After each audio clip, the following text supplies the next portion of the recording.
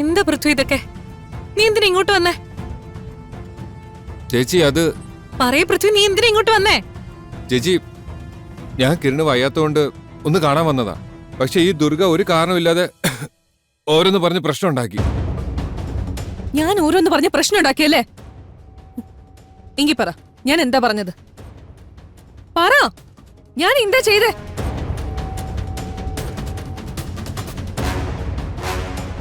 എന്താ മിണ്ടാത്തത്? ഞാൻ എന്താ പറഞ്ഞെന്ന് പറ, കേക്കട്ടെ. ശരിയാ, ഞാൻ ഇവന്റെ കഴുത്തിന് പിടിച്ചു എന്നത് ശരി തന്നെയാ. എന്റെ ഭർത്താവിനെ കൊല്ലാൻ നോക്കിയവനെ ഞാൻ പിന്നെ എന്താ ചെയ്യണ്ടേ? കൊല്ലാനോ? ദുർഗ, വേണ്ട, വിട്ടേക്ക്.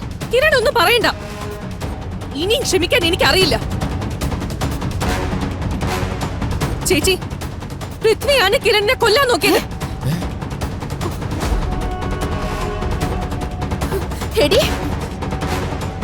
അതെ,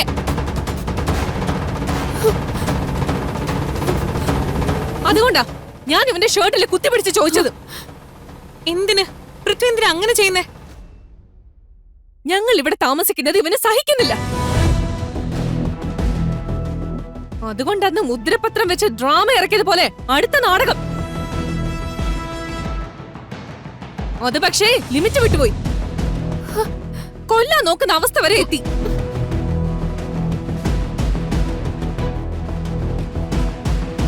പൃഥ്വി, നീ എന്താ മിണ്ടാത്ത? ദുർഗ പറഞ്ഞൊക്കെ ശരിയാണോ? ഇല്ല ചേച്ചി, ഞാൻ ഒന്നും ചെയ്തിട്ടില്ല. മുദ്രപത്രത്തിന്റെ കേസില് ഞാൻ തെറ്റ് ചെയ്തു, ശരി, അത് ഞാൻ സമ്മതിക്കുകയും ചെയ്തതാ. എന്ന് കരുതി ഞാൻ അവനെ കൊല്ലാൻ നോക്കുന്നു പറയുന്നത് ചേച്ചിക്ക് തോന്നുന്നുണ്ടോ?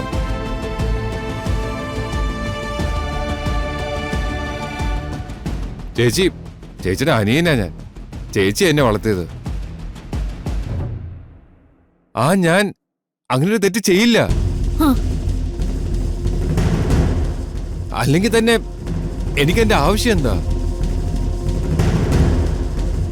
ഈ ദുർഗ ദേഷ്യം മനസ്സ് വെച്ച് എല്ലാവരും നുണ പറയുന്നതാ. ഞാനാണോ നുണ പറയുന്നേ? ഞാനാണോ? നിനക്കൊരു തരി പോലും മനസാക്ഷി ഇല്ലല്ലോടാ. എങ്ങനെയാ നീ ഇങ്ങനെയൊക്കെ അഭിനയിക്കുന്നത്? ഞാനോ? സമ്മതിക്കണം ചേച്ചി. ദുർഗേ, സൂക്ഷിച്ച് സംസാരിക്കണം. എന്റെ ഭർത്താവിന് മര്യാദ കൊടുത്ത് സംസാരിച്ചില്ലെങ്കിലേ എന്റെ സ്വഭാവം മാറും. ഒരു ക്രിമിനലിന് കൊടുക്കേണ്ട മര്യാദ ഞാൻ കൊടുക്കുന്നുണ്ട്. പറഞ്ഞു നീ എങ്ങോട്ടടി കയറി പോന്നേ? കൊലപാതകം ചെയ്യാൻ ശ്രമിക്കാൻ മാത്രം മോശപ്പെട്ട ആളല്ല പൃഥ്വി. കുറെ നേരമായി ഞാൻ ക്ഷമിക്കുന്നു. നീ എന്തൊക്കെയാ എന്റെ മോനെ പറ്റി വിളിച്ചു പറയുന്നത്?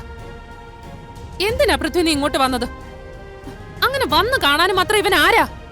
അമ്മേ, ഒരു മനുഷ്യത്വം. ഒരു മനുഷ്യത്തിന്റെ പേരില അമ്മേ ഞാൻ കാണാൻ വന്നത്. എന്നിട്ടിപ്പോ കിട്ടിയില്ലേ? ദേ, ഇവറ്റോളോടൊന്നും മനുഷ്യത്വം കാണിക്കേണ്ട കാര്യമില്ല. നിന്റെ അച്ഛനാണെങ്കി ദേ ഇവന് ബ്ലഡ് കൊടുത്ത് രക്ഷിക്കാൻ നോക്കി.